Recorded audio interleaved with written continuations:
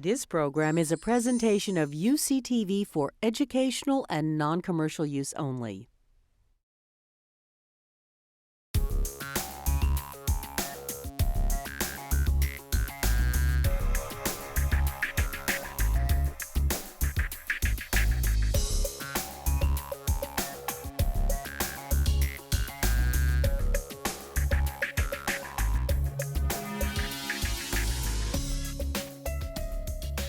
Good evening, everyone. Welcome to a very special edition of Science at Theater, What's Right with Kansas, sponsored by the Friends of Berkeley Lab and co-sponsored by the ClimateWorks Foundation. My name is Jeff Miller. I'm head of public affairs at the lab, and I will be your moderator for the evening. Before we begin tonight's program, I wanted to remind you that we will be back on this stage on November 7th for a panel discussion on the secrets of the soil and the relevance of those secrets to climate change and energy supplies. And with that, I will now slip into my moderator's role and abandon the podium. So, Berkeley Lab in Kansas, a rather strange pairing, I would think, which is probably why some of you are here. But actually, maybe not the real surprise. The biggest surprise tonight is the fact that we'll be talking about climate change without really talking about climate change, at least in the way that we in Berkeley are used to speaking about it. And why does that matter? What's important about that? Well, it turns out that in the race to reduce carbon emissions, there's more than one way to cross the finish line. There are options, ideas, and suggestions that come from all kinds of places. Places like Kansas and places like Berkeley.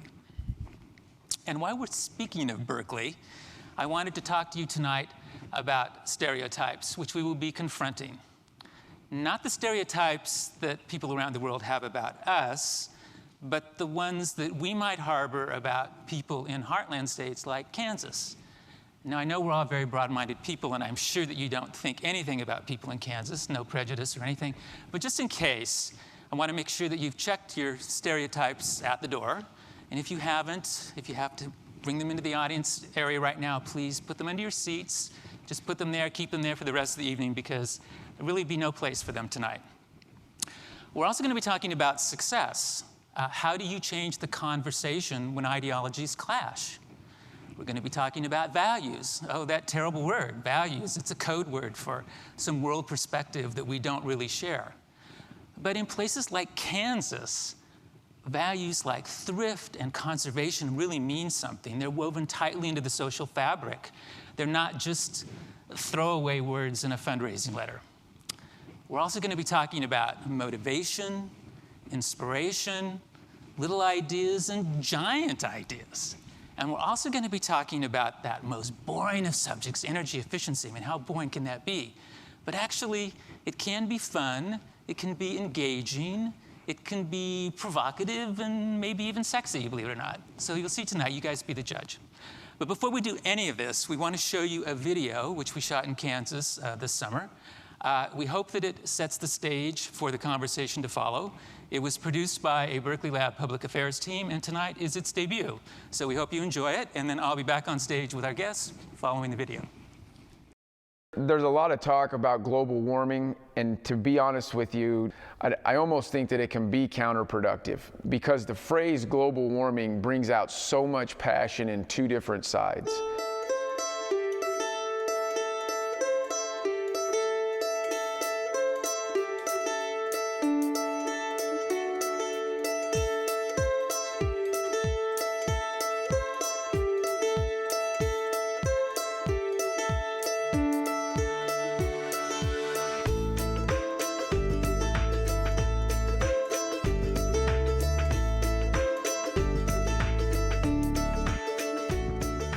You mentioned climate change to some people and they just roll their eyes immediately. And why has it got that connotation to it? I think probably because they've heard so many different stories, and so a skepticism grows. I'm not totally sold on the fact that fossil fuels are actually causing global warming. I think that's up to debate. However, I do believe that there is actual climate change going on. I believe that actually occurs naturally. and that so I'm not as concerned about the global carbon footprint. So the Climate and Energy Project in Kansas was looking at a population that a lot of other case studies didn't look at, a more conservative state, one that isn't necessarily known for having really developed efficiency programs, but they're moving in that direction. And we're really thinking hard about how do you talk about these issues, about efficiency, changing our behaviors in our homes and in our communities, in a place that, you know, if you say you did it in Kansas, you could probably do it in other places as well. You know, a lot of times we say, oh, they did it in Portland, they did it in Berkeley, and it just doesn't have quite the same resonance. In Kansas, and I would argue elsewhere throughout the country, climate change became a politically polarized issue. It was seen here early and increasingly since as a liberal issue, as an environmental issue. And people here in the heartland do not consider themselves either liberal or environmentalists. You don't start a conversation here with, hey, the reason you got to do this is because of climate change, because it is so politically polarized that it just shuts down the conversation. One of the things that was really important to the success, I think, of the Climate and Energy Project's approach is that we really meet people where they are. And it's important for us to be thought of as an organization who respects their values, who is honest and open, and it really doesn't matter to us whether they believe in climate change, whether they believe it's human-induced. We're trying to find common ground. We worked very hard to honor those people's perspectives, to respect their position, and to learn what mattered to them that also mattered to us, so that instead of reframing to make our message more palatable, we were genuinely talking about what mattered to both of us. We were identifying a shared interest, and we were pursuing that with everything that we had. So what we thought about was, okay, how do we make genuine, long-term, durable alliances with the particular audiences who are persuasive, who own the narrative in Kansas? And the answer there was fairly clear. The agricultural community, the business community, the faith community were absolutely key to our success.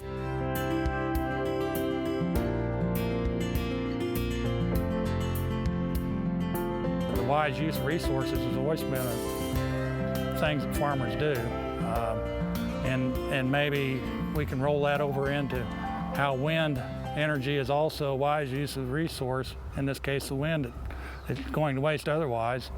I guess it seems wasteful to me not to use it, and I would think probably a lot of other landowners see it the same way. So why burn a fossil fuel that we know is eventually going to go away and at the same time let the wind energy just blow by with being utilized. So to be able to go forward and keep that ability for as many generations of Kansans going forward through the economic opportunity that alternative energy provides Kansas, I think that's very important. Oh, I think it is definitely a heartland value because the land itself here is very precious. In some times in the past we have abused that land. Now we're managing that land and taking convertible products where before we threw them away. And we're managing the land and those resources to convert into many renewable energy resources. We understand the need to husband our resources and our land for future generations. I mean, a lot of us grew up on the farms here, and we've been taking care of land for a long time. And now we're happy to participate in the wind energy effort that's going on. So this is just a continuation of what I believe are some basic core values in our state.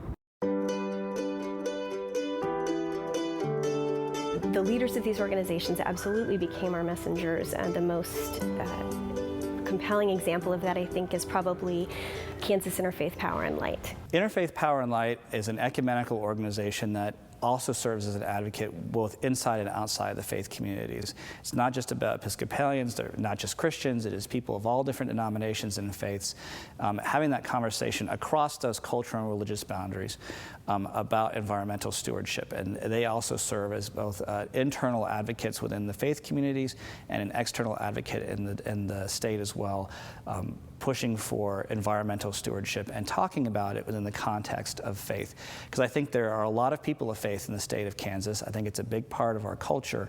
And so being able to have that conversation in the context of God or whatever the religion that we're working in is an important way of getting that message across to the people of Kansas. I think a lot of people of faith view themselves as, in their part of their faith traditions, as taking care of the place we've been given to live. And so that this is about an environmental stewardship from a faith perspective, that we are to be good stewards of the bounty that we've been given. We are a military state. We send a lot of young men and women overseas to fight, have done so for generations, are doing so very much now. So there was a real emotional sense that we don't want, and in fact, people wrote in, we don't want to send our boys to be buried in the prairie. We want to have turbines on the prairie. From my time in the Marine Corps, I've seen people pay the ultimate human cost, as many others have. Known people, been very tight with people that have paid the ultimate human cost for our military presence wherever we're at in the world. And to some extent or another, our motivations for being over there are tied to our concern to natural resources. When you look at it in that respect, I don't know how anyone could not see energy independence for the United States as a win-win situation. I think as we look at the country today, that we understand that depending upon resource from abroad for energy is very, very dangerous. I think national policy and strategic policy should wean us away from dependence on energy. The grouping of such things as solar, wind, biomass is a contributing factor to that. And I think technology is on the brink of moving us forward in a dramatic way, particularly in this area of the country. And we can be the Saudi Arabia of wind. And I believe we have the full capacity to be able to be that, and that can be a key part of what our future is about. At the root of all of this is our need to get off of foreign oil. We have too much dependency that makes us too insecure, that's too expensive for us in that dependency on foreign oil. And harvesting the wind in Kansas and getting it to markets where it's needed around the country is critical.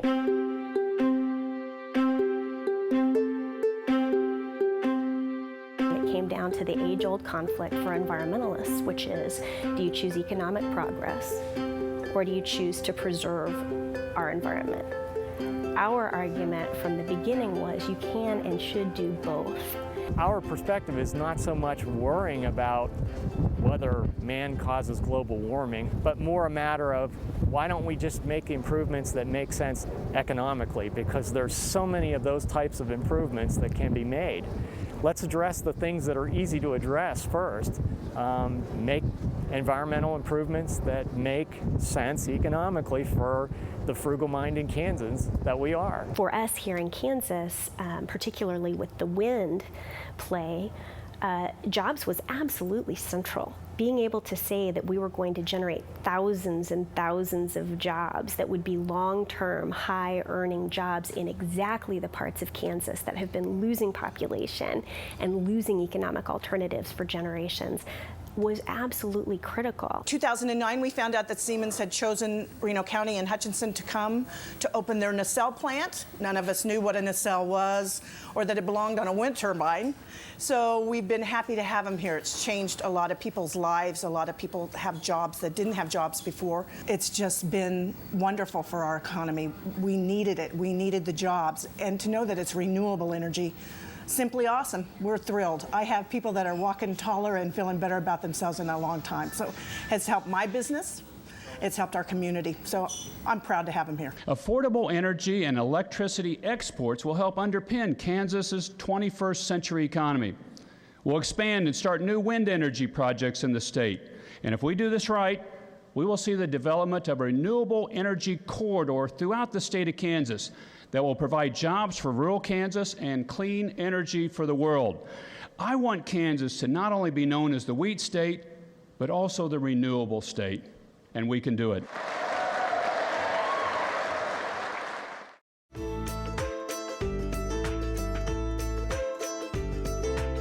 one of the things they did really effectively is use competitions between towns to get people engaged and excited. So the TakeCharge Challenge is a competition among 16 cities in Kansas to see who can save the most energy and win a $100,000 energy efficiency or renewable energy grant.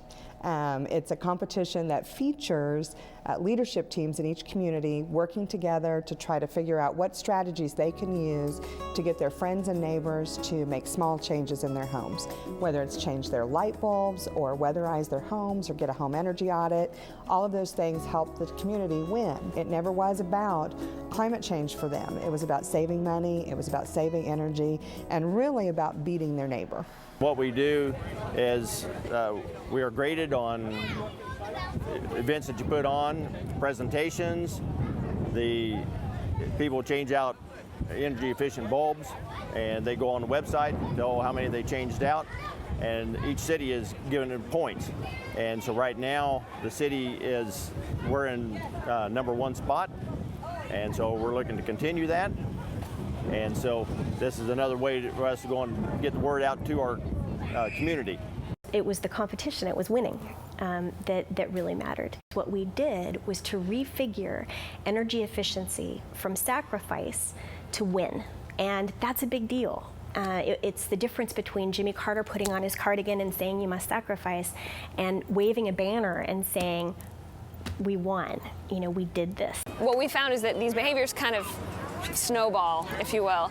And so what we were hoping to do with the TakeCharge Challenge is just get people started on those actions and break down those barriers so that it becomes safer to have the conversation because you're already kind of participating in it, and maybe it's not so easy to demonize when you're taking part in the movement. So part of it starts with programs like in Kansas, where they get interest, there's a competition, they're actually tracking the results over time in terms of the light bulbs installed, the measures taken, the total savings from that town compared to another town. Those sort of metrics are extremely important.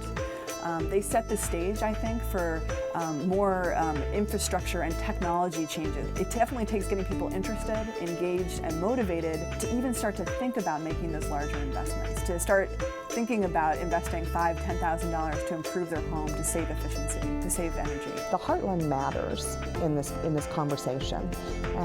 There are people here who are doing the right thing for a variety of reasons. It's not about climate change for many of them, but they're still changing their light bulbs, they're still weatherizing their homes, they're still supporting wind energy, they're still doing the right things for the right reasons, for their reasons, and we just have to continue to respect those reasons and continue the conversations in the heartland.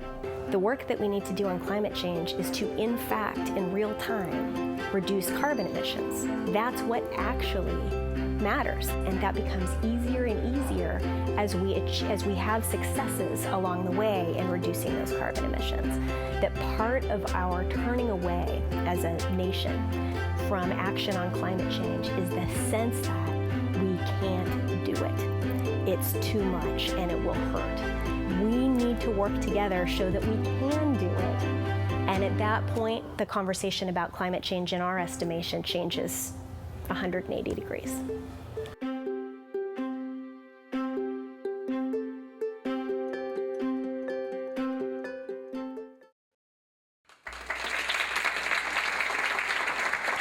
So, ladies and gentlemen, please welcome the stars of our video, Merrian Fuller and Nancy Jackson. Please. Give them a warm welcome.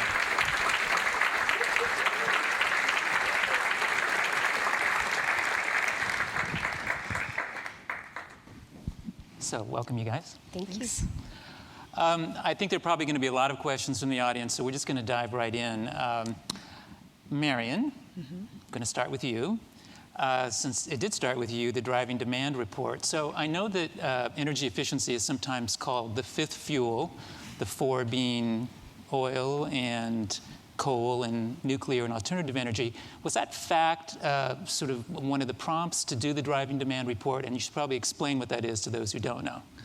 Yeah, so we did a report looking at what actually inspired, motivated people to get involved in energy efficiency programs in the first place. It certainly is the fifth fuel. It's certainly the fuel that allows other ones to not have to be used, so the cheapest and often easiest to get. But it turns out it's not as easy as some people think. And so we wanted to know what programs out there seem to be doing this effectively, making a difference, really engaging people at a broad level. And that was what inspired the report. It's been downloaded, I think, 400,000 times now. Right. Probably there might be multiple people doing it multiple times, but still a lot of people. And how many pages is the report again? Over 100. I'm sure we have some really neat, like, two-page summaries in the front. But it includes case studies of examples like Nancy's from Kansas and other ones from all over the country that point at least some of the kernels of what is going to work to get this to scale. So how did you first run across CEP? I'm sure there must have been a lot of choices, a lot of organizations. I actually met Nancy at a conference last year where we were coming together to talk about how to catalyze the clean energy economy. And I really wanted case studies that weren't just from the coast. And there actually is quite a bit going on in the heartland. There's a lot of new, interesting energy efficiency programs going on there. But in particular, we wanted examples that really were using motivational techniques, really reaching out to people in new ways, using language that the folks they were trying to reach actually understood, as opposed to kind of the standard, you will save money, energy bill insert in the utility bill, sign up for this program. Is that more likely to happen on the coast than the heartland to use that? That happens all over. Okay. Utilities tend to do that if they haven't learned already that doesn't work. Okay. So for those who did not read the New York Times article, which I believe was in October of 2010, was that about right? About that. So the driving demand report, a New York Times reporter saw the report, thought the CEP was an interesting story to do, and then filed this story, which appeared in the New York Times, which first got my interest, although I was aware of the report that Merrian had done. So, Nancy, we need to have the elevator speech about CEP. So, you're sitting next to me on a plane and you say you're the board chair for the Climate Energy Project. So what is the Climate Energy Project and what would be its biggest success to date? The Climate Energy Project was, this is not the elevator speech, but it is relevant. It's okay. It's a long ride in the elevator. Okay, good. Very tall building. It was born actually of a spirited conversation in the kitchen with my father-in-law, who many of you may know. He's the founder of the Land Institute in Kansas. And he had testified against large proposed coal plants in western Kansas. But he was testifying in Topeka and Lawrence, which are two towns in eastern Kansas, nowhere near where these coal plants were. And so in the kitchen, I proposed that maybe that wasn't the best way to reach the result that he desired. And he said, what would you do? And what I said was, I would demonstrate the viability of the alternatives, that actually energy efficiency and wind energy are both better economically and better environmentally, and that they're a win-win and they make a lot more sense. And that was how the Climate Energy Project started. Our biggest success to date, judging by the New York Times and this evening, is certainly the TakeCharge challenge, although I have to say we are also enormously delighted to see our famously conservative Governor, Sam Brownback, stand up and say we are going to be not just the wheat state, but the renewable state. And really the Saudi Arabia wind, is that possible? Well, we are the second windiest state in the nation. We're going to get to that, because we're going to have a little audience participation about which is the windiest state before we finish the segment. So I think now that you heard a little bit about the success of the program and seen the video, we need to show you a little bit of context about the state in which Nancy and her folks work. So we're going to show this. It's sort of hard for me to see, but I'll turn around. So we see a lot of red up there. California considered a blue state. So let's talk about what do people in the audience need to know about Kansas, and what might be some things that would surprise them? What the audience needs to know is that Kansans are just like you. We just own a lot more land. A lot more.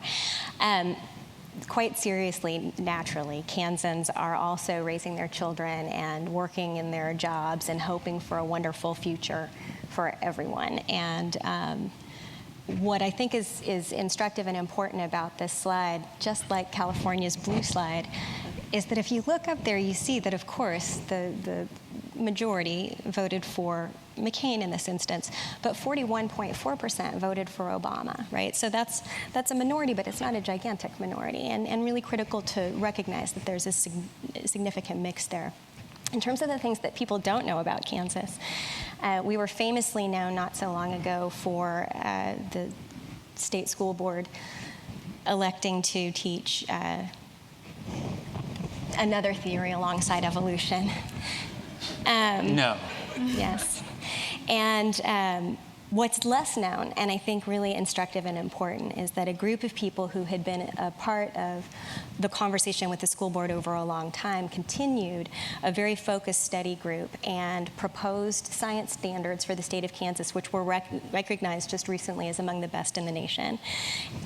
And so while Kansas is known for, or is believed to be, a state that does not believe in evolution, we now have fantastic science standards because a number of people wanted to make sure that that happened. So a lot of both going on there. So there's a network of small and medium-sized towns all over the state, and I see the states or the counties are kind of configured in that way.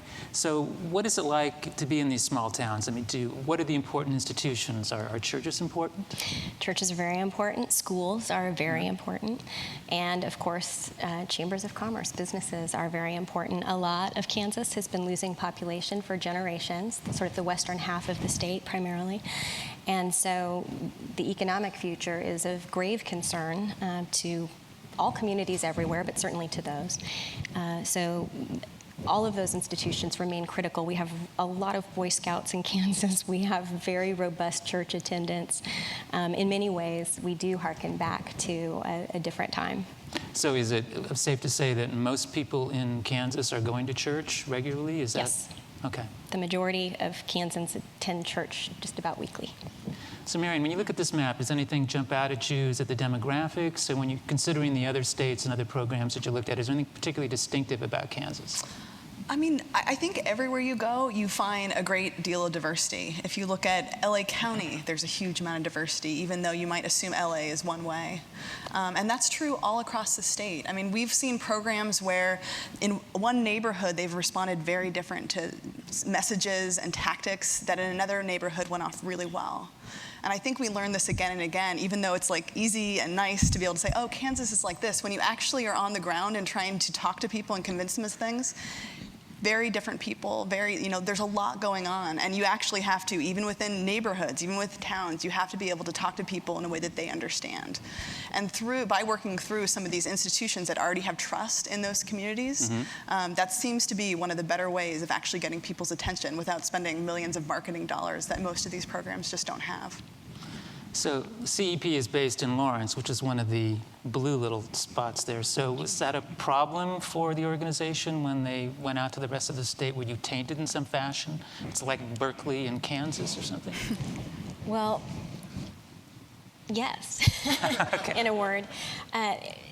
We were part of the Land Institute to begin with, which is based in Salina, but is considered a liberal institution, certainly, within the state of Kansas, and is working on perennial polyculture, which is a different way of doing agriculture. So again, sometimes suspect to our key audiences. And so what we realized early, one of our first sort of notable missteps was we thought, well, if we just we're persuaded by information. Other people will be too. So we distributed the executive summary of the IPCC report. And how did that go down? We did it personally. We actually hand-delivered it to everyone in the legislature, and it went down very, very poorly. It was.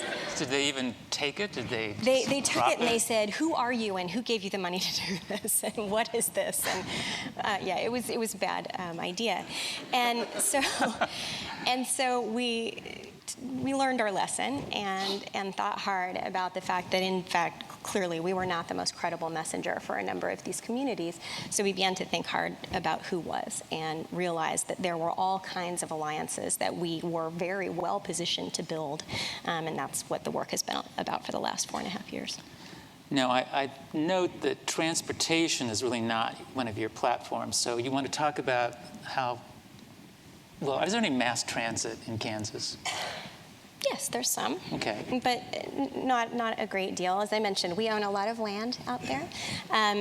We have predominantly rural communities and very dispersed populations, with the exception of a couple of urban centers in Wichita, down toward the middle there, and then Kansas City. Every place else is quite notably smaller, and so the opportunities to reduce vehicle miles traveled are quite limited. Really, we saw, in terms of reducing emissions, we saw the real opportunity in the electric sector because we're so heavily dependent on coal. And so the opportunity to dampen demand through increased energy efficiency, and at the same time, as old, and a lot of our coal plants are very old, as old plants get ready to retire, if we have wind energy up and ready to replace that, then we can really change that mix and reduce our emissions. So is changing the automobile mile per gallon rate, is that a big issue in Kansas? Do people say, oh, we don't want more energy efficient vehicles? Or, I mean, is that a big issue for them? Or, yeah? No, I mean, I think as elsewhere in the nation, when gas prices were high, there was a real move toward smaller vehicles.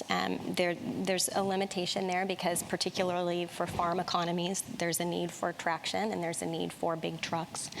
Okay. So there's not a resistance to it. Okay.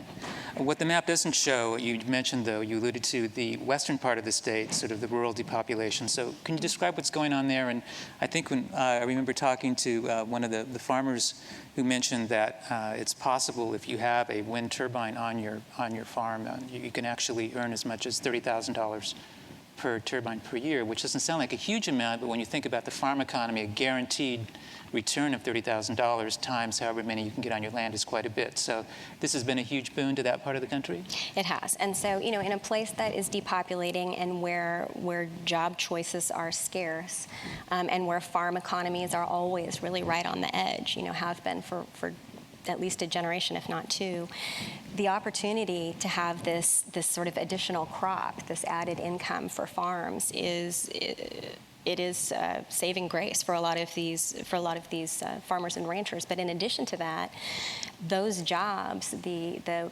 technician jobs for wind turbines, are some of the highest earning in a lot of these communities. In addition to the kind of nacelle factory, you know, the manufacturing that we're seeing popping up across the state, which again has higher than average wages and a lot more jobs in small communities than those communities are used to seeing.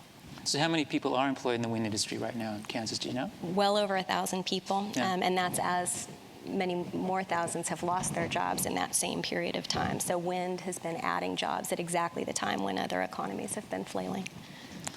Okay, well, I said in my introduction that we weren't going to specifically talk about climate change, but that was actually a lie because now I'm going to bring it up. So climate change, skepticism in Kansas, just two kind of go together. And so what do you think is the source of that? And human-induced climate change, because there was a big distinction made between human-induced and we think that the weather is changing. So what is the source for the skepticism, do you think? Clearly, climate change has become a political marker on both sides of the political equation. And so I wouldn't for a moment dismiss that, but by the same token, I'm not sure that we know what drives skepticism. And I guess I would submit that I'm not sure I'm terribly concerned by that. I think that the atmosphere doesn't really much care what we believe. The atmosphere cares what we emit. And so our principle from the beginning was, let's reduce emissions with things that we can agree on and save the conversation about belief for, you know, as we continue down that road together. So Merrian, okay, when you look at Kansas, how important is it that a state like Kansas sort of become a residential energy efficiency model? Well, I mean, Kansas uses a lot of coal, and so in that sense, it matters more what homeowners in Kansas do than what homeowners in Berkeley do by a long shot in terms of emissions. No, really? More than homeowners in Berkeley? Yes. Did you hear that? Homeowners in Berkeley? The people in Kansas are They matter more. But beyond that, to me, in this question of whether or not folks believe in climate change is really important. I get really worried when we think it's enough that people are motivated just by saving money. And then some people say, well, you have to get to climate change if you want to solve the real problem. It can't just be about saving money, right? That's often the argument. We can't just stop there. I do get really nervous when we stop at, you're going to save money, that's all we're selling you. But what I find promising about what you guys are doing in Kansas and by what some of the folks here are saying is that there's actually deeper fundamental values that people are tapping into to motivate action beyond just the dollars and cents, right? So the average utility bill in the country is like $150. And you tell someone, oh, you're going to save a third of that. It's like $50 a month. And a lot of people are not going to stay home to get the insulation contractor into their house, to do the work, to pay a couple $1,000s to have insulation and air sealing so that they can stop wasting energy every day.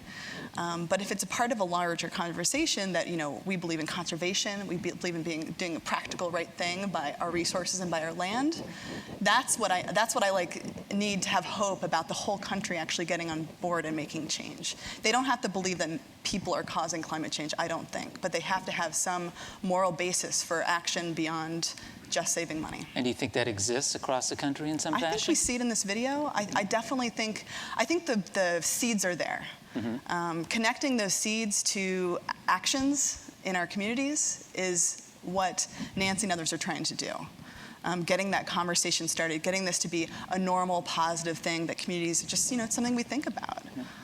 Well, I was struck when we were there about this relationship between the word conservative and conservation that came up a lot, and I didn't, that's not really the context in which I'm used to hearing it. So is there something particular about those two words in Kansas that means something significant to folks? Well, I think we've been trying to say, let's put the conserve back into conservative. By definition, what conservatives do is conserve, whether that's money, whether that's options, whether that's environmental resources. And so I do think that there is a deep, you heard it from several people in the video who were not environmentalists and would never define themselves that way. Nevertheless, they all are operating, whether from a spiritual sense of stewardship or just the Boy Scout principle of let's leave this place as good as we found it, that there really is that value that is deep. And you do see people out of the country connected to land in a different way than people in cities, for example, might be connected to it. And I think that can be motivating. I've been in conversations with folks in the Midwest and also just airplane rides, across the country, and I've actually heard people talk about how important it is that their kids get outside and actually experience the land. And that can easily be connected to a whole series of actions and choices that folks make. So you're seeing that across in lots of states where the people are closer to the land doing agriculture. I see the potential for that to be there. I see that the values are there. You don't have to create the values in people, but you do have to connect them to a set of actions that they might not currently think about or know about or And I wonder if I could amplify on that a little bit, because I think there is often a sense that if we start with belief and then that will lead to action. Mm-hmm. But we know that that's not always true, because certainly many people know perfectly well that smoking is bad for them but continue to smoke. They know that they shouldn't be that they should be exercising, they should be watching their diet, and yet they're obese. And so belief doesn't always lead to action, and what we're finding is that actually the inverse can be true. That if what you do is to work with the community on the actions they can take, that, as Eileen said on the video, taking those actions together can actually move the entire community to a place where they can have a different conversation about what they know. And so we've actually tried to invert that and say, let's act first and continue to have a conversation as we go. Yeah, and the research actually really supports this, right? Yeah. So you see social psychology research basically saying if you can get people to take small steps, they'll start to see themselves as a person who recycles, as a person you who... work at Berkeley Lab, you're talking about social psychology research. The two don't equate. Well, it turns out to solve some of the problems that are important, you also need to understand human beings. And so, really? Yes, and so we do look at things like that because it matters in actually the deployment of these technologies that we want to see in the field. And so things like this, little steps, and maybe it takes a competition, competing against a rival town to get people to try something once, and then it becomes normal. And that's another huge theme that you see in these programs. You have to use social norms. People have to think that this is the normal, practical thing to do. It can't be, I sometimes worry there are places that have campaigns that show energy efficiency programs as superheroes. If you participate in this program, you're a superhero. Yeah. Well, that's the message of that person's abnormal. They have like special powers. It's not something the normal person can do. And that might work in places that, like? I'm not gonna name names. Okay. There are programs that use that though. And I think that in many places, people are gonna say, I'm not that person. You know, I don't have time to be a superhero. And it needs to be something that's a practical, normal thing to do. And what we find in the research is that for things as simple, that, you know, there's a lot of literature that looks at, you know, messages that you give. People will say they do it for environmental reasons, but they actually do it because they've been told that other people do it too. Over and over again, you see this. There's, you know, legendary study where there's a sign in a hotel room and it says, you know, save water, don't, you know, reuse your towels, don't put them on the floor, and we'll leave them for you to reuse. And one's a save water message. Another one is, you know, this creates X number of pollution into the atmosphere if you know, various messages. Yeah. One environmental, one, you know, be a good person. Another one is the person who stayed in this room for the, you know, 90% of the people who stayed in this very room, you know, reuse their towel. And that's the one that works. That's the one that works. Is that also but when like, you ask people why, they will not tell you that. And that's something that's very tricky. You can't just ask people what's motivating. They don't always know, and it's mostly that they don't always know. I don't know if it's always that they don't want to admit it, but it's this like, you know, subconscious sort of motivator. Is it the same principle when people in a neighborhood know what their neighbors are using energy that they also? Yes, and there's been a lot of experiments with that too. Competition. Yep. I want to go back to the land thing for just a second. So let's just say that proximity to the land is an important value that really helps. How about people in urban areas who don't have that? So what would be the comparable version of that here? Well, there's certainly places that have an environmental ethic that already exists in many cities. Berkeley certainly has that, and lots of people, I'm sure, get out to Tilden Park and places really close by. But I also think that just this, I'm sure even in cities in Kansas, there's not a lot of large cities, but I'm sure even there's a fundamental value of conserving resources, at least in a broad sense. So and I don't think you can generalize either. You know, it's not going to be one thing in each place. You know, in Chicago, you know, they're connected to the land in certain ways, even though they're in a large city. But they also have, you know, a huge climate action plan that's motivating a lot of the city agencies to incent certain types of action. So it's always like a super complex mix of things that are actually going to motivate that individual person you might, or business owner that you might be trying to approach. But peer pressure definitely helps with everyone. Yeah. That's true. It does for so many things. It does. Yeah. Again, another thing that struck me when we were in Kansas was there was a lot of respect for science, even when we disagreed with it. So I wonder now, when I hear what you're talking about, the changes in the school science norms, they had a respect for it, which I was a little surprised by. They made this distinction. So is that true? I mean, do you find, were people just being polite, or did they actually believe that? We are really polite. You are very polite, yes. So polite. So yes, they were being polite, but it is also true. They were, but it is also true that, you know, Kansans, again, really almost everyone in Kansas is only one generation removed from the farm, if they are off the farm, and crop science has, you know, and animal husbandry, almost every family in Kansas has directly experienced the results of science in their lives. And so I think that there's a healthy respect, certainly for technology and for science as well. As you heard one of the gentlemen in the video say, I think that there are just a lot of competing messages in sort of the public dialogue right now. Yeah. And it's difficult for non-scientists to sift through them. Okay, we're going to move off this slide to this slide. We saw a lot of American flags flying from front porches in Kansas, so I know that Kansas consider themselves patriotic, but is there also some connection to the huge role that the military plays in the state? And I know the military, actually, in terms of energy independence, this is also one of the themes that we saw in the video and that other people talked about as well. No, it is, and I think, as you saw in the video, there are several forts in Kansas. Fort Riley is the home of the Big Red One that was famous in the first Gulf War. Fort Leavenworth is where a lot of international officers are trained.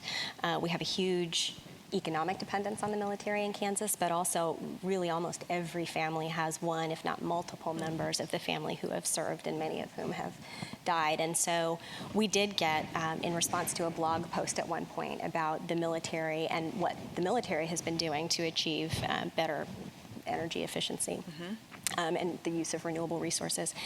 There were a lot of people who responded.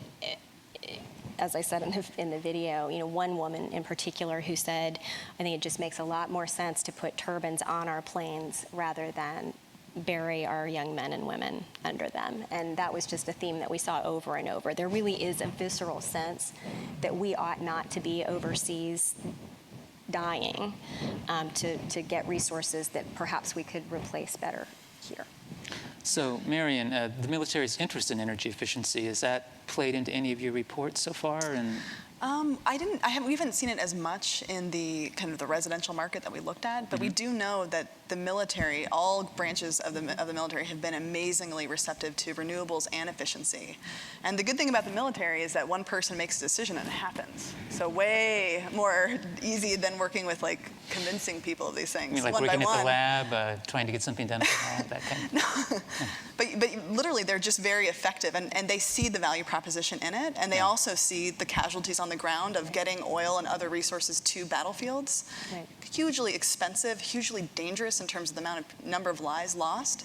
So for them, it's been a really easy equation. I mean, compared to any other institution that I know of in the world, certainly in the United States, they have really gotten the bug for renewables and efficiency. Agreed. And having that example in front of Kansans, certainly, and I would say people across the heartland, is enormously persuasive.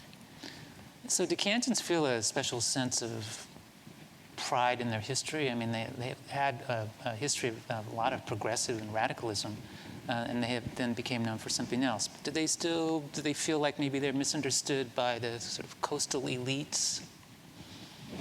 Does that term come up at all? I hate to speak for Kansans. Well, I know you're from California originally, which I is am. You were born in Annapolis, right? I was. Yes, okay. Don't let that get around. You edit that out. Oh, sorry. We'll edit that out. No, I am a convert, though. I've lived in Kansas for over 15 years and really do love it there. And I do think there is a sense that I remember when I was starting the Climate and Energy Project, my husband and I were watching a segment of Bill Maher, and the election had just happened. George W. Bush had been elected for the second time, and Bill Maher was saying to, I think it was Susan Sarandon, what happened? And she said, I don't know, I think people in the middle of the country are stupid. And and we took personal offense at that. And I think to the extent that people in the middle of the country feel misunderstood, it's probably in that sense that, people in the middle of the country naturally, are not stupid. They are in a really different context and have a very different tradition and a different context in which they're operating now. So I don't know that I could say if they feel misunderstood, but I often feel they are misunderstood. So what was the biggest surprise when you, from California, moved to Kansas? What were some things you had to get used to? I'm just trying to essablish a context here so people can understand. People in Kansas speak more slowly than I do. So I stood out that way, and are less expressive with their faces. I was horrified to watch myself on the video. They're much more controlled and have a better appearance in that way. I do think, communities are stronger. We have a smaller population in the state. We still have a lot of smaller towns. People really know one another. One of the things that's been the most impressive to me as a transplant is that in Kansas, it's not 6 degrees of separation. It's really 1. Really almost anybody in the state that you want to get to and have an important conversation, you can find a way to do that. Including the governor, who is incredibly approachable and available. And so for an organization like ours, that was an incredible boon that we had these working networks that we could plug into and that were very welcoming to us, despite the fact that our name was the Climate and Energy Project, and most of them didn't agree with our premise. So, okay, let's take a look at the energy landscape in Kansas. So, Merrian, is this fairly typical of the states in the middle of the country?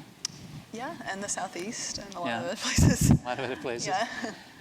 So there's a heavy reliance on coal, and I'm wondering, were most Kansans, are they aware that the coal is the primary source? They are now, because it was so controversial for a good 3 years, dominated legislative sessions and so on. But when we started our work, we did a lot of public opinion research, and what we found in focus groups and in polling is that a lot of Kansans thought that the majority of their electricity came from the sun, from solar, and from hydro. Really? Which is not true. radically different, the reality. So the 2030 goals, there's still a lot of coal up there. Is that, can you anticipate being more ambitious, perhaps? Or is that wildly, overly ambitious at this point? That's pretty ambitious. And when we were first showing this slide, what we were trying to show was that it was reasonable and it was achievable, that it wasn't absolutely crazy. We weren't saying shut down all of your coal plants. What we were proposing really was, as some of these aged plants get to the end of their useful life, let's retire them and replace them with native resources that can help Kansans to thrive over time. It's an ambitious goal. We're doing well. We've got 7% of Kansas energy is generated by wind now, which is a dramatic difference from that first slide just a few years ago. We have a long way to go in efficiency. But it's also important to think, I mean, is coal going to be an issue that folks in Kansas are really going to get that upset about? You know, you it's tell me, cheap. I don't know. It's been cheap anyway. It's actually getting more expensive, so that's good. But you know, it's an American resource. So there's certain arguments that, you know, aren't going to move people the way we might in Berkeley hope they would. Mm-hmm. There's a lot of places that, you know, for the last many years, for as long as I can remember, have depended on cheap coal to keep prices low. And this is an important point that Merrian's making, because our electricity costs are remarkably low even still, and they've gone up dramatically in recent years. When we started work, retail rates were on the utility that I get my service from 8 cents a kilowatt hour. Compared to here, where it's like 12 to 40, I think now, around 40. Yeah, I mean, it was remarkably inexpensive. Yeah. So yes, coal was cheap over time, but in addition to that, we were a coal state at one time. Kansas has coal. We have a lot of oil and gas. We develop it still. So you're right. It's a state that's very friendly to that kind of resource extraction. And so, again, that was a question of how do we begin talking about this in a different way. And what we chose was, at this point in time, coal is coming from somewhere that's not Kansas. Mm-hmm. And so both for energy independence reasons, but also for just economic viability, resilience reasons, it makes more sense to make use of a local resource that has the fuel itself has a cost basis of zero. Yeah, right? And in many, you know, Midwestern states, some Western and Eastern and Southeast, there's going to be a lot of coal plants retiring, and building new ones is going to be quite expensive. So there are opportunities now to even start making economic arguments that as those are phased out due to both Clean Air Act and just that they're 40 plus years old, there may be opportunities to say, you know, as we're thinking about replacing it, what are we going to replace it with? Exactly. Yeah. Well, we have been receiving some questions in social media for this event, so this is a little off topic, but I'm going to ask it in any case. So someone wanted to know how big CEP is, how big your organization is, where does your budget come from, and then would you ever take money from the Koch brothers if it was offered? At our height, the Climate and Energy Project was 5 people. And so we are very tiny and mighty, nimble and quick. The majority of our funding over time has come from charitable foundations, Rockefeller Brothers Energy Foundation here in San Francisco, and many others. Recently, the last couple of years, we've been very lucky to have U.S. Department of Energy funding through the National Renewable Energy Labs, and also ERA dollars through the state of Kansas, the Efficiency Block Grant. So that was what really ran the second round of the TakeCharge Challenge. And as far as the Koch brothers, they have not called us to offer us money, and I wouldn't anticipate that occurring, but I will say that we have very gratefully accepted sponsorships from utilities and from wind producers and from Walmart. And so, you know, if the question goes to the purity of money, I would submit that it's pretty hard to find clean green out there, really. You know, Rockefeller Brothers is one of our big supporters. We're intensely grateful to both the family and the foundation, but that fortune was made on resources that were extracted. So do you see a similar pattern for other energy organizations across the country? Yeah, it's actually a really interesting stage right now where we've had billions of stimulus dollars pouring into programs like this all over the country. Really interesting, you know, creative experiments going on around what works, how do you reach people, really great research to figure out how do you segment the markets, those sorts of things, creative ways of incenting folks. And we really see a huge wall, or cliff rather, in the next year as those funds run out, and you know, people are scrambling to find funding.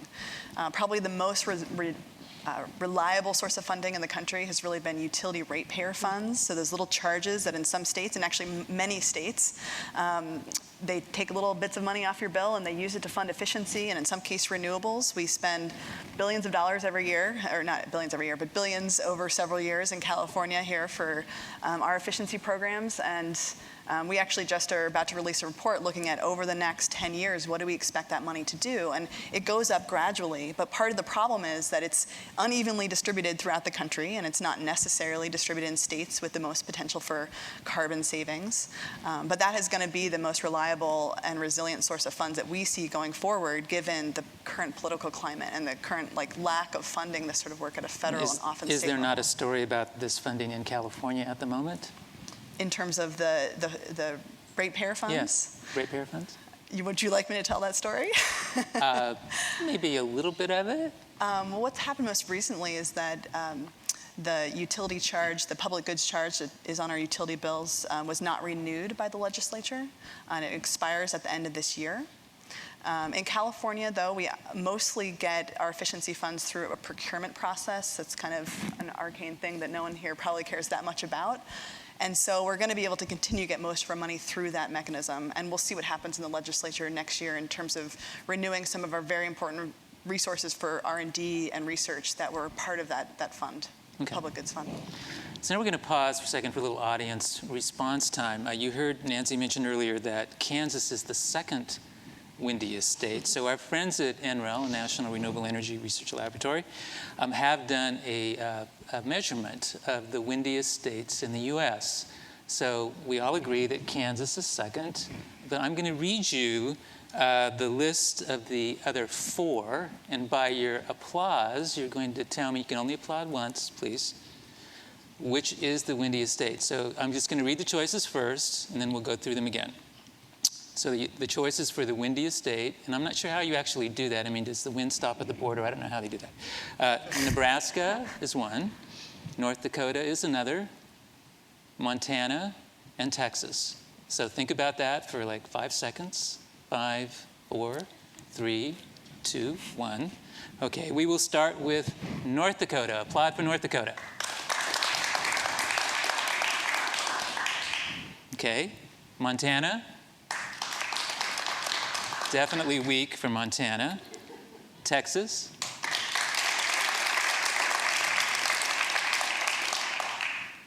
Nebraska.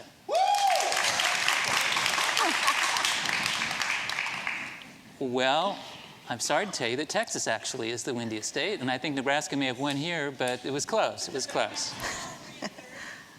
What's that? No, it is not actually.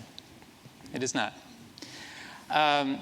So let's switch now to a series of slides that Merrian has provided about, these are various advertisements from some of the other energy efficiency programs. We're going to kind of move into the behavior change topic now. How do you actually get people to change their behavior? So we're just going to run through these. So what can you tell us about this one? Yeah, so this is an ad from Colorado, Boulder, Colorado, and they were really looking at a message of, this is a conservative value your grandpa would approve. It just makes sense. Don't be an idiot. Your grandpa knows about this sort of message. And they really wanted to make this seem practical. And even though it's Boulder, Colorado, which a lot of places people probably think, oh, hippie crazies as well, like Berkeley, there's a lot of very practical, down-to-earth folks there. And really? Yes. Oh, okay. And so this sort of practical thing, don't get left out. There's all these rebates, $1,000 worth of rebates, et cetera. And it ends at a certain date. That's another thing that programs has found, that there needs to be some sort of deadline to actually motivate action. All right, let's take the next one here.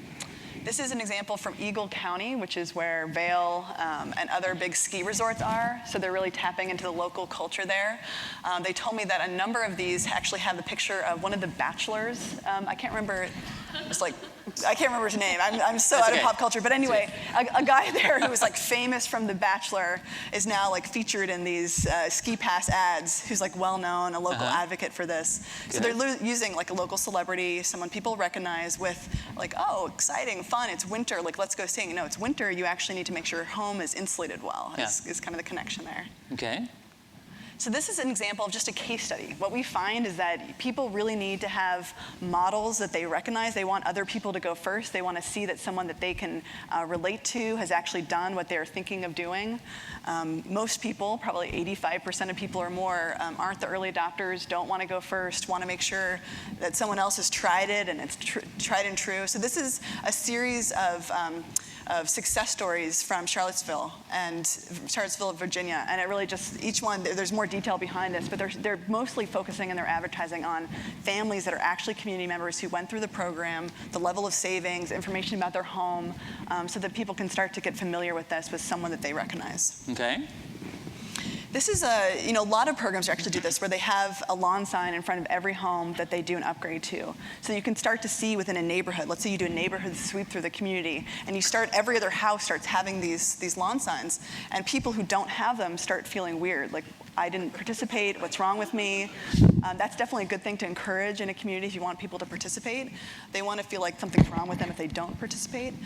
So this is an example. Every home makes an impact. Go to the website, get involved now. Very important message. Okay. One of my favorites. Oh, it's not going. It's not going? There we go, sorry. Oh yeah, so this is an ad from the Southeast. The Southeast Energy Alliance put these together, and the idea is that there's an elephant in the room that no one's talking about. You're in your home, you're cold, or you're really hot, and no one just wants to mention that. And that this is something that should actually be brought out into the open, is worth talking about, and clearly they use a creative visual image to get that across. Okay. Next. This is actually a program that's going to be launching in Alameda County in Oakland, and it's going through kids to get their parents to sign up for programs. This has been done for a lot of different issues. Recycling is probably the one that's most commonly known, where it was actually kids that started to nag their parents to recycle, and that's why a lot of people all across the U.S. started recycling. They had very targeted programs at schools. This is a similar thing, that if you get a certain number of parents in each school to sign up, they are entered in a raffle, and the school can win. They both get money per parent that signs up for educational purposes, and they get entered in a raffle that they can win $10,000 if they are the school with the most parent participants in the district. We are actually starting our own program, not with $10,000 prizes, but something called Cool Your School, a pilot program, which you'll all be hearing more about in the spring. Okay, next. This is from Connecticut. They're doing something similar to Kansas, where they're trying to get cities and towns to compete against each other. And similar to Kansas, they have different points for different activities that both the town can take, that the local individual business owners and homeowners can take, and they compete. And they have these, the scoreboard that's constantly online. They show it in a bunch of different venues in each town, and they compete for prizes. And I think some of the prizes include things like you can get solar or efficiency in your municipal building. You get, there's been other programs that try to motivate people, for example, by if a community does a certain amount of energy savings, you actually get a park that everyone wanted in the kind of a central location. Things like that are really tangible, unlike efficiency, which tends to not be tangible. It's the lack of something. Trying to get people to actually relate it to something physical, something that they want, and ideally something that the community can work together to work towards and actually accomplish together. Great. Okay, so now, oops. Let's talk about the TakeCharge challenge in Kansas. And before we get to that, though, you mentioned that some of the things that you obviously a big success. I mean, you mentioned some things you did wrong at the beginning. Were there other things that you did wrong? Because there might be some other folks here in the audience who are thinking about taking some steps and trying to start their own environmental organization or do some bootstrap work. There are other lessons here. We're going to talk about that at the end, but I'm curious at the very beginning if there were some things you absolutely would not do. I think the biggest of those really was just not paying attention to who our audience was and what they already thought and believed, and which is remarkable because, as I said, we did a lot of public opinion research, so we really should have known better. And there were a number of missteps early on that score. With the TakeCharge challenge, I would say early too, when you're bootstrapping, we did the first round of the TakeCharge challenge with $150,000. That was the total amount that we spent, including our staff time. So it was remarkably creative. And in doing that, then, what you want to do is make sure that you're making it as easy on the communities as possible. And one of the things that I would say we did differently in the second round was the first time our volunteers were so excited, and they were just wanting to create all these wonderful events to launch the challenge and to do quarterly celebrations and so on. And we realized that people really weren't willing to come out for whole new events that they'd never heard of for a program that didn't yet matter to them. And so the second round, we really got smarter. And again, it's similar to just knowing your audience. You know, we got smarter about piggybacking onto events that were already occurring and working with groups that were already established so that there was less of reinventing the wheel that was going on. So I know this second Take Charge Challenge has a $100,000 prize. It does. So is there going to be a third Take Charge Challenge, and will there be money? And if there isn't money, will you get the same kind of participation as you did now? That's a good question. Again, the first round was a much tinier prize. It was a $10,000 prize, and the winning community ended up putting solar panels on their library, which was a wonderful, visible marker for the win. This version, because it was Era dollars, is a lot richer, and the communities are very excited about it. Could I ask Dorothy Barnett to just wave at the audience? I can't see where she is. Yes, please, Dorothy, wave. So Dorothy Barnett is our executive director, and she ran both rounds of the Take Charge Challenge. So while I'm up here talking about it, she's the one that deserves all of the credit. But we were talking this evening about the prize and whether it matters and how much it matters. And what I would say that at the end of the day, it's winning that matters. There needs to be a marker for that, similar to the yard sign. It doesn't necessarily have to be a gigantic sum of money. I mean, the communities are thrilled, but I'm not sure any of them are competing harder than the original round of communities that were competing for a measly little $10,000 prize. So winning matters, and a marker matters. The size of the prize, not so much. So did you choose towns that were, let's say, football rivals? The first time we did not. The first time, there's another thing that we could have done better. The first time we had our own reasons for choosing the towns that we did, and they were, we wanted to work with every different kind of utility. We didn't want anybody to be able to say, well, sure, it works in California or Portland or New York, but it won't work here. So we wanted to work in rural communities way out west. We wanted to work in larger communities that are, a bedroom community to Kansas City. We wanted to work with big investor-owned utilities and rural electric cooperatives and municipals.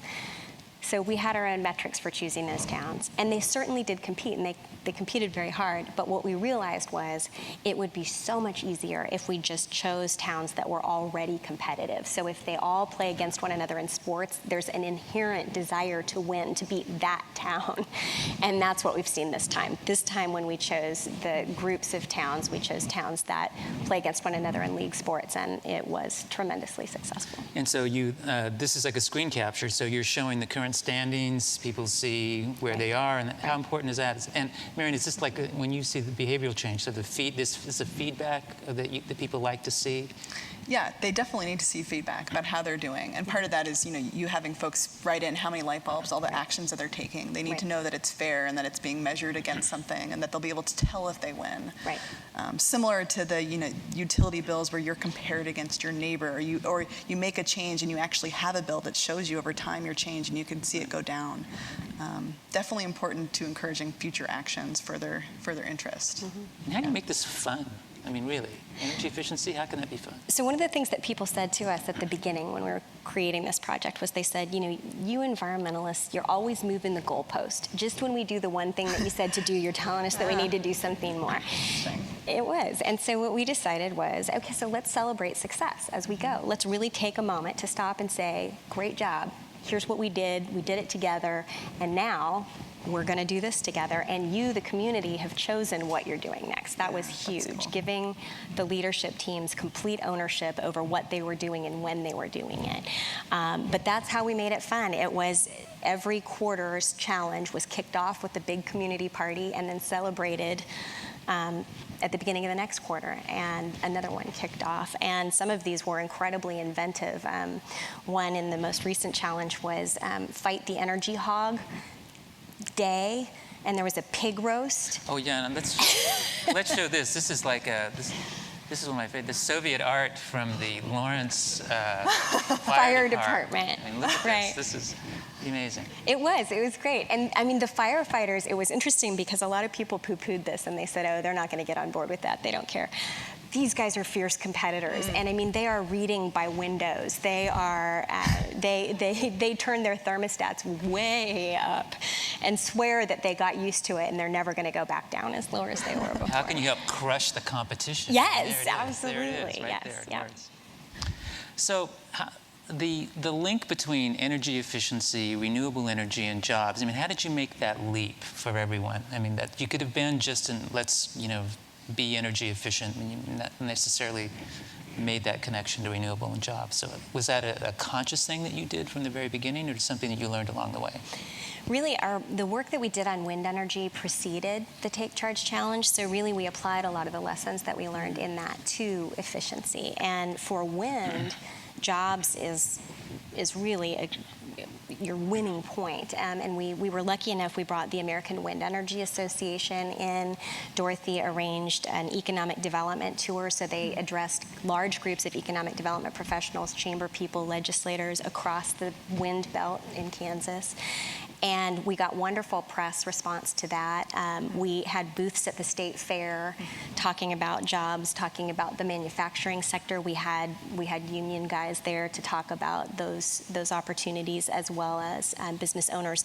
So we recognized early with wind that clearly that was the winner. And when we moved over to energy efficiency, while most of the message was about you can save energy, you can save money, you can make changes that help us to have a more resilient energy future in general in Kansas, we also knew that local economic resilience mattered. And so one of the interesting features of these challenges was every single community chose very intentionally to try to spend most of their money in town with local merchants. And so there really was this sense that local insulators and local sellers of furnaces and air conditioners and so on were going to benefit from this. And they've seen that benefit. And I think now we have that anecdotal evidence, even if it's not as data-driven as we would like. So is wind at all, is wind at all controversial in Kansas? I mean, in some places here, Green Mountains, Vermont, places in the East Coast, wind turbines, I can't think of anything worse than that.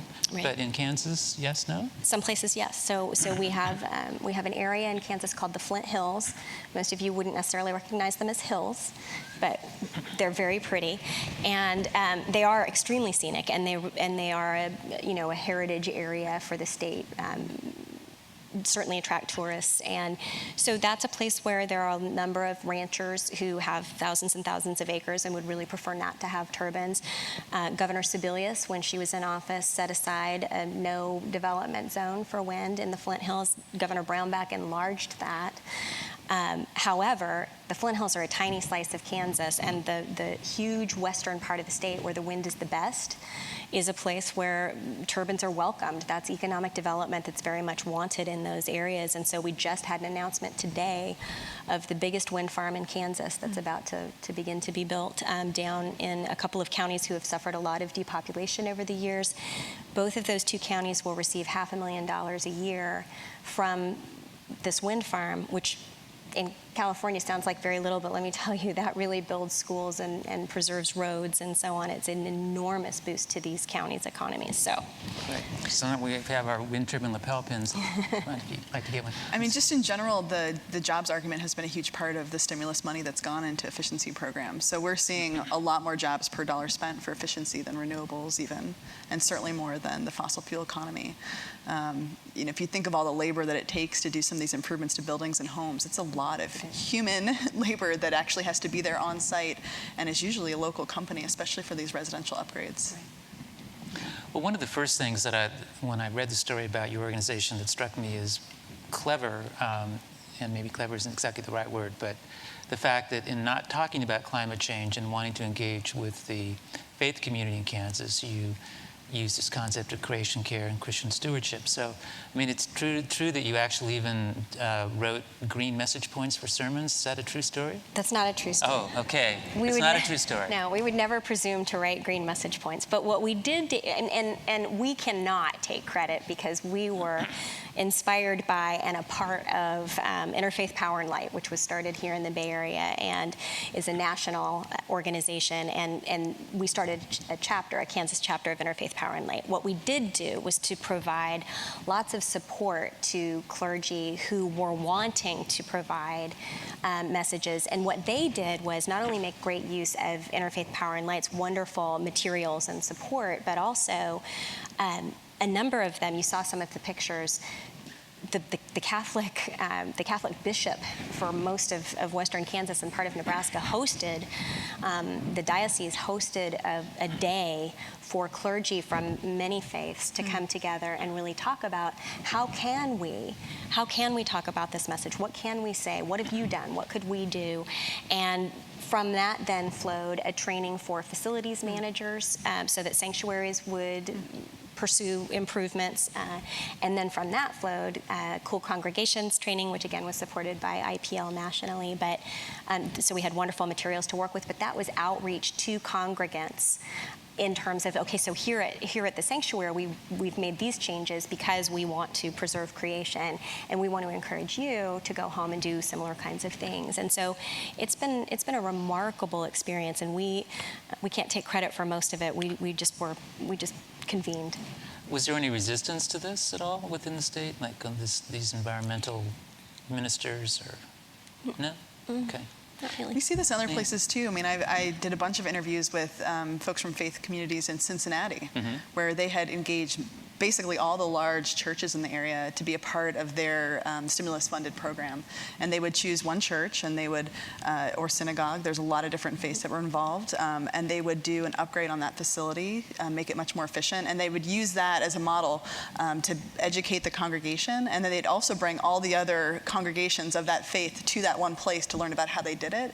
And in a number of places, they're actually using their own funds. They have loan pools in many cases to fund various types of repairs and improvements, and they're starting to use some of their own funds to do these upgrades in many of their buildings across, in this case, Cincinnati and that whole region. So this is not essentially a Christian message; it resonates across other faiths. So there are you see other examples of this in these various communities. Absolutely. Yeah. Okay. Utilities. We're talking about wind not being popular. Utilities are sometimes vilified, and in your case, they almost seem heroic. So how did that happen? That was by design, in a sense. I mean, we really felt like if we could work with every different kind of utility and show how great they could be in partnering with consumers to reduce energy use, that we knew that they would be heroes to their customers, and certainly they would be to us. And we thought that if we could just applaud loud and long enough, that that would become the new normal. Yeah. And indeed, I think that has proven to be the case. And so we did have terrific partnership with every different kind of utility. The municipal utilities actually created a whole new efficiency program so that their communities could compete. And so they were great partners, and they are in Kansas really our best hope of keeping these programs alive over time. This is where it gets institutionalized, and this is where the new normal lives. And so if you, to the extent that utilities can be perceived as energy service providers, and part of that service is helping you use less, then we all succeed. So yes, they were heroes. Really important, because there's a lot of places in the country where there's been antagonistic relationships that have been developed over time. And because utilities are closely involved with their customers, they have access to all that data that you actually need to know to see if you want to see change over time. It's so important to start there. And I know, for example, these really small utilities in Kansas, like Midwest Energy, they actually have some of the more innovative programs in the country. I'm constantly talking about some small utilities who have just decided that it makes sense to offer basically 0% financing on bill, so that customers over time are paying off improvements to their home. And in one case in Kansas, they actually transfer to the next customer if that person leaves. They do a really good job at making sure that they're going to save money. They have their own staff that goes in there and does a really good quality assurance. But it's been really hard to get other utilities to be that innovative. But in a small place, they can actually test a concept out, and then we can spread it around and show that it actually works in some of the large utilities that sometimes are more risk averse. Right. Another question that came in from social media is about whether the CEP benefited from the recession, the fact that people would want to save money, and so that was a receptive message that you might not have should the economy turn around. Yes, I mean, to some extent, we got a little lucky with timing, because just as we were beginning to launch the TakeCharge Challenge, the first round was when we were having an economic collapse. And so it was certainly a time when that money-saving message was resonant. What was exciting to us, though, as Merrian noted is that it became clear as we proceeded that there were so many other reasons that these communities were participating and that they wanted to win, but that using less makes sense. Using less makes sense, and as we continued to talk about that, that message grew actually in resonance rather than the other way around. So it was exciting. Okay, so let's crystallize this. So what, for both of you, what is the key to behavior change in this area? What do you think? The key? Maybe there's more than that. Well, there's not one thing.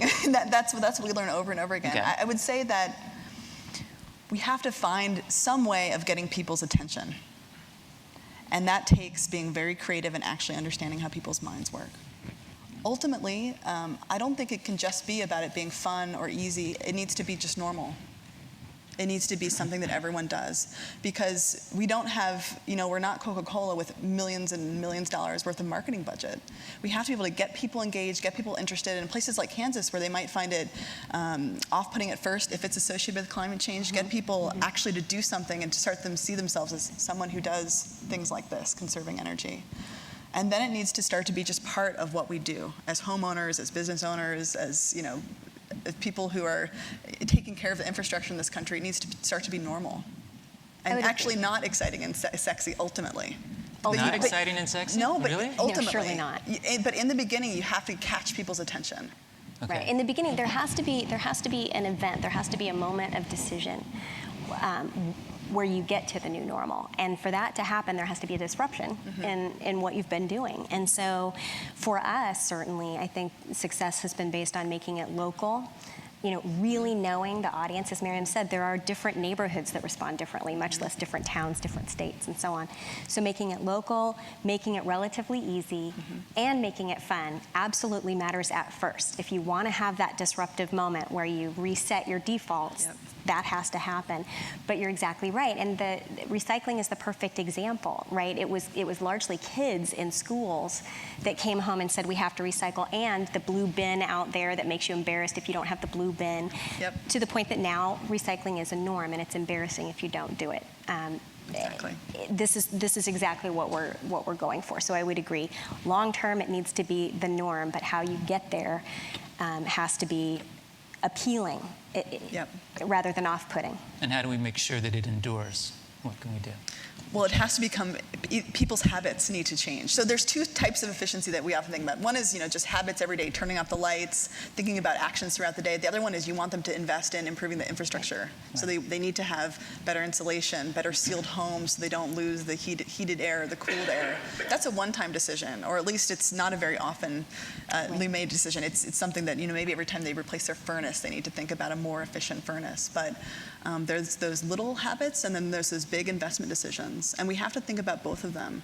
And you can use those little habits, things like just replacing a light bulb, to start getting people to think of themselves in a certain way that then may open them up to being, eventually down the road saying, yeah, insulation makes sense. I'm going to invest $2,000 in insulation. And I think it's illustrative that for the TakeCharge challenge, almost every leadership team decided that the first quarter would be the light bulb challenge, because that's the thing that's tangible. It's relatively easy to do. There are all kinds. The Boy Scouts can go and hand them out in neighborhoods. There are all kinds of ways to really make that sing. And having then taken that action, it's easier to talk about other actions. The second round, in terms of things that we learned from the first round too, and durable change is, and because we were working with ERA dollars, the second round really focused on whole home retrofits, so that we were working on insulation and sealing ducts and sealing windows and furnaces that were much more efficient and that sort of thing. And two of our utilities started providing on-bill financing, which was huge. So we learned a lot about what actually makes change happen. And as people change their homes where they live, it also does raise that consciousness, particularly if they have a feedback on what they're using when. There really does seem to be some durable change in behaviors in that regard too. Okay, so to drive the point home, and before we open up to audience questions, the role of messages and messengers and credible facts. Let's hit those three so that make sure that everybody can retain that part. For us, clearly, the messenger needed to be the person who had credibility with the people with whom we were trying to work. That wasn't always us, and sometimes it was. But we recruited leadership teams again who had, it was always the mayor and the city manager and the superintendent of schools, and then any number of other influential leaders within the community. So messengers matter enormously. And the obvious follow-on to that is the message itself needs to be resonant. It needs to be able to be heard, and critical to that is to avoid the knee-jerk reaction. And so what we learned from the IPCC report was don't ever lead with climate. If people don't agree with us on that, that's okay. We need to be able to find what we can agree on, and we were able to do that. So messages and messengers were absolutely key. Okay, well, let's raise the lights and let's start getting questions from the audience. We have mics here and here. Don't be shy. The Berkeley audience with no questions, it's just not possible. Oh, here we go. Have you experienced any pushback from the utilities once consumption went down, in the sense of rates going up, as we've experienced here in Northern California? We have not experienced pushback from utilities, in part because we've only just begun. And so while reductions were fairly deep in individual communities across an entire service area, they still were very manageable. And so in fact, at the moment, when there are real constraints in terms of adding new generation, utilities, I think, have not been disappointed to have demand dampened somewhat. I would say, I've actually been thrilled that throughout the economic downturn, when returns for utilities were down in any case, the fact that they continued to robustly support the challenge, really take part and participate, was very rewarding. And I think it goes again to that notion that actually, if customers are demanding it, and utilities can see themselves as champions in this, that matters, and they want to hang on to that role. Hi. Hi. Congratulations on all your successes. Thank you. Here in California, we have a disconnect between when we have a demand for energy and when the wind blows. Yeah. And I want to know if you have a similar disconnect in Kansas, and if you do, is that driving you toward moving from energy efficiency to more demand response? Excellent question, and the answer is to a large extent yes and yes. So the profile of the Kansas wind is that it does tend to blow disproportionately at night. That's what we have always said. However, numerous wind developers have recently told me that I should never say that anymore, because in fact, in many of our wind farm sites, we are seeing much more diverse wind profile and even a lot of on-peak delivery. So, but in general, we are often off-peak. And so, yes, there is a real focus on how we move to demand response in addition to the energy efficiency broadly conceived. So Merrian, final thoughts for the audience. What would be the takeaway message you want to leave with these folks who are still seated here? Gosh. In terms of what really works, I think that we might start with things like it's going to save you money, but if we only use that, we're never going to get as far as we need to go. Okay. In terms of the problems that we have in terms of climate, environment, et cetera. But the larger values that we attach that to can be multiple things. And I really wonder about pushing climate change in a place that there's so much polarization around that specific topic that you can waste a lot of time and energy and money just defending your position, as opposed to moving people towards something positive that they could probably connect to even without climate change at a larger level. Okay. And Nancy, for any aspiring Nancy Jacksons who might be in the audience or watching this ultimately on YouTube, any words of advice? Don't be afraid. Don't be afraid and never take no for an answer. It's possible to do incredible, amazing things with a tiny group of inspired people. And that's the other thing, work with brilliant people. I second that. Thank you, Nancy. Thank you, Merrian. Thank you, audience. Thank you for attending Science Theater, and see you again on November 7th.